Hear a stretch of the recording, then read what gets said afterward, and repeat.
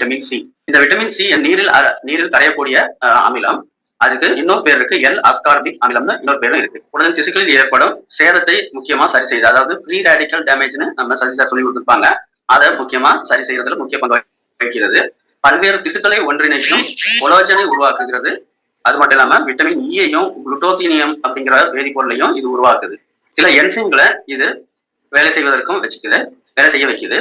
அது மட்டும் இல்லாம நியூரோ டிரான்ஸ்மிட்டர் என்சைமேட்டிக் உற்பத்திக்கும் இது ரொம்ப தேவைப்படுது. இதோட மனித உடலின் நோய் எதிர்ப்பு அமைப்பான இம்யூன் சிஸ்டத்தை இது மிகவும் பலப்படுத்தி செயல்படுத்த வைக்குது. இதுக்கு ரொம்ப நல்ல உதவி புரியுது.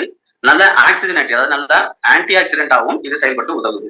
இது ரத்தத்திலையும் பிளாஸ்மாவில இருந்தும் திரவத்திலிருந்தும் வேலை செய்யறதுனால இதய தமனியின் மெல்லிய அடுக்கான அதனுடைய அமைப்பையும் செயல்பாடுகளையும் பாதுகாத்து கார்டியோவாஸ்குலர் அப்படிங்கிற இதய நோய் வராம தடுக்குது. அதனோட எல்டிஎல் ரத்த கொழுப்புலையும் இது வேலை செய்யறதுனால ரத்தம் சார்ந்த இதயம் சார்ந்த ஆபத்துகள் இருந்து இது நம்மளை காக்கிறது. கண்ணுல பார்த்தோம்னா இது அடர்ந்து செறிந்து விழித்திரையில அடர்ந்து செறிந்து காணப்படுது. அங்கிருந்து வேலை செய்யறதுனால நமக்கு கண் சார்ந்த ஏஜ் ரிலேட்டட் மேக்குலர் டீஜெனரேஷன் சொல்ற கண் சார்ந்த நோயையும் கண் குறை சார்ந்த நோய்களையும் இது பெரும்பாலும் தடுக்குது. மூளையை சுற்றி இருக்கிற நரம்புகள்லையும் இது திரவத்துல அதிகமாக காணப்படுறதுனால அங்கிருந்து நமக்கு செய்யற வேலையை பார்த்தீங்கன்னா இது விட்டமின் ஈயோட சேர்த்து சாப்பிடும் போது 65 வயதுக்கு மேற்பட்ட வயதான நபர்களுக்கு ஏற்படுகிற மறதி சார்ந்த நோயான அல்சீமர் அந்த நோய் வராம இது தடுக்கிறதா நிரூபிக்கப்பட்டுள்ளது. இது பாத்தீங்கன்னா புற்றுநோய் சிகிச்சைக்கு விட்டமின் சி அதிக அளவு துணை சிகிச்சையாக பயன்படுத்துறாங்க. நிறைய தொற்று சார்ந்த விஷயங்களுக்கு இதை இம்யூன் சிஸ்டத்தை பலப்படுத்தி நமக்கு காப்பாத்துது. அதுல குறிப்பா பார்த்தோம்னா பாக்டீரியா தொற்றுகளுக்கான முதல்நிலை பாதுகாப்பை இது கொடுக்கறதுனால சாதாரண சளி முதல் ஸ்கர்வி போன்ற பெரிய நோய்கள் வரைக்கும் இது வராம தடுக்குது. விட்டமின் சி நோய் எதிர்ப்பு காலத்துல மட்டும் நம்ம சாப்பிடுறோம் அப்படிங்கிறத வச்சுட்டு தினமும் நம்ம ஒரு குறிப்பிட்ட அளவு விட்டமின் சாப்பிட்டு வந்தோம்னா அது நல்லதாக அமையும்.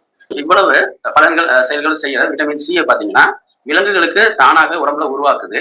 ஆனா மனிதர்களுக்கு நாம உணவு வகையிலும் துணை உணவாகவும் தான் சாப்பாடு மூலமா எடுத்துக்க வேண்டியிருக்கு. இந்த விட்டமின் சி குறைபாடு வரும்போது பாத்தீங்கன்னா கருவி நோய், ரத்த சோகை, ஈறு நோய், தோல் ரத்த கசிவு போன்றவை ஏற்படுத்துது. இதோட அறிகுறிகளா பார்த்தோம்னா அவங்களுக்கு சோர்வு, பலவீனம் ஏற்படும், தசை மூட்டு வலிகள், வறண்ட சருமம், ஈறுகளில் வீக்கம், நிறமாற்றம், இது மாதிரி எல்லாம் ஏற்படும். தொற்றுகள்ல அடிக்கடி பாதிக்கப்படுவாங்க. இதை நான் இப்ப எடுத்த குறிப்பு என்ன பாத்தீங்கன்னா உங்கள் டாக்டருக்கு ஊட்டச்சத்து மருத்துவம் பற்றி குறித்து எவ்வளவு தெரியும்ன்ற புத்தகத்துல இருந்து தான் எடுத்திருக்கிறேன். இந்த புத்தகத்துல நமக்கு சாப்பிட்றதுக்கு அளவா சொல்லி இருக்கிறது பாத்தீங்கன்னா 1000 to 2000 மில்லிகிராம் ஒரு ஆளு ஆர்டிஐ ரெக்கமெண்ட் படி எடுத்துக்கலாம்னு சொல்லியிருக்காங்க. இப்படி இருக்கிற விட்டமின் சி நமக்கு எதுல கிடைக்குதுன்னு பாத்தீங்கன்னா ஃபுட் சோர்ஸ்ல இது பழங்கள்ல பாத்தீங்கன்னா குறிப்பா சிட்ரஸ் வகை பழங்கள் ஆரஞ்சு, எலுமிச்சை பழங்கள், அன்னாசி, பப்பாளி பழங்கள்ல கிடைக்குது. காய்கறிகள்ல பாத்தீங்கன்னா தக்காளி, ப்ரக்கோலி, முட்டைக்கோசு போன்ற பழங்கள் காய் வகைகளையும் கீரைகளையும் கிடைக்குது.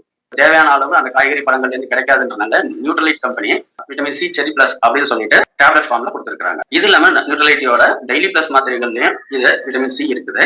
குழந்தைகளுக்குன்னு பாத்தீங்கன்னா கிட்ஸ் சியோபிள்னு விட்டமின் சி தனியாவே இருக்கு நியூட்ரலைட்ல. அதோட மல்டிவிட்டமின் சியோபிளாவும் கிட்ஸ் சியோபிளாவும் கிடைக்குது.